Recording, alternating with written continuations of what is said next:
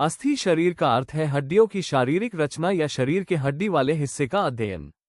सरल शब्दों में इसका अर्थ है हड्डियों की शारीरिक रचना। व्यवहारिक रूप से भी हम देखते हैं कि अस्थि या हड्डियां मांसपेशी की परतों से ढकी होती है। अस्थि को पितृज अवयव या पैतृक अंग या पिता शुक्राणु से प्राप्त शरीर का हिस्सा माना जाता है। सभी कठोर संरचनाओं को पितृज कहा जाता है। अस्थि मुख्य रूप से पृथ्वी, महाभूत, हमारी सृष्टि का तत्व से बनी है। प्रकृति के अन्य तत्व वायु, जल, अग्नि और आकाश भी मौजूद है, लेकिन एक अव्यक्त और अप्रभावी रूप में। कुछ हड्डियों को मर्म या शरीर के महत्वपूर्ण बिंदु कहा जाता है, जो चोट लगने पर अचानक या धीरे धीरे मृत्यु या शरीर में विकृति का कारण बनती है। आयुर्वेद के अनुसार हड्डियों अस्थि को 5 प्रकारों में वर्गीकृत किया गया है। वे हैं कपाल अस्थि, चपटी हड्डियां, रुचक अस्थि, दांत तरुण अस्थि, उपास्थि वलय अस्थि, घुमावदार हड्डियां, नालका अस्थि, लंबी हड्डियां। हड्डियों की संख्या के बारे में अलग अलग लेखकों ने अलग अलग राय दी है। चरक और वाग्भट ने कहा है कि हड्डियों की संख्या 360 है। सुश्रुत के अनुसार हड्डियों की संख्या 300 है। आधुनिक शरीर रचना विज्ञान के अनुसार हड्डियों की संख्या 206 है। आयुर्वेद ने नाखून और नाखून बिस्तर, चरक और वाग्भट को अलग अलग हड्डियों के रूप में गिना है। आधुनिक शरीर रचना विज्ञान ने उन्हें हड्डियों में नहीं गिना है।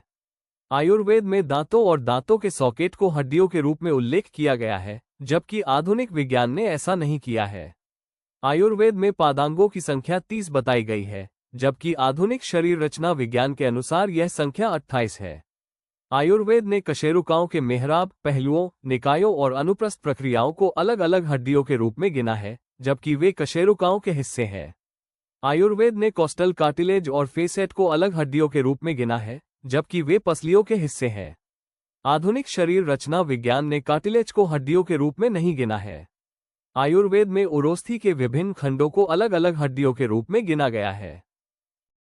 हड्डियों में अस्थिकरण केंद्र होते हैं। भ्रूण अवस्था में और जन्म के बाद कई हड्डियां अस्थिकरण, कई टुकड़ों का आपस में मिलकर एक पूरी हड्डी बनाना, हड्डी का पुनर्निर्माण की प्रक्रिया में होती है। इन अवस्थाओं में एक हड्डी 2-3 टुकड़ों में दिखाई देती है।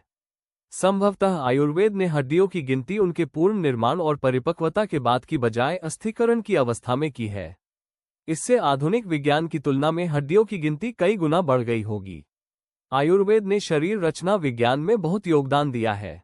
वास्तव में ये कहना गलत नहीं होगा कि आयुर्वेद ने उन शारीरिक अवधारणाओं की नींव रखी जिनके इर्द गिर्द आधुनिक समय की शारीरिक रचना विकसित हुई है। जबकि हम सभी आधुनिक समय की शारीरिक रचना को हड्डियों के अध्ययन इस संदर्भ में से संबंधित रूप में सीखते और जानते हैं, फिर भी यह समझदारी होगी कि हम पीछे जाएं और इसकी उत्पत्ति के बिंदु को देखें।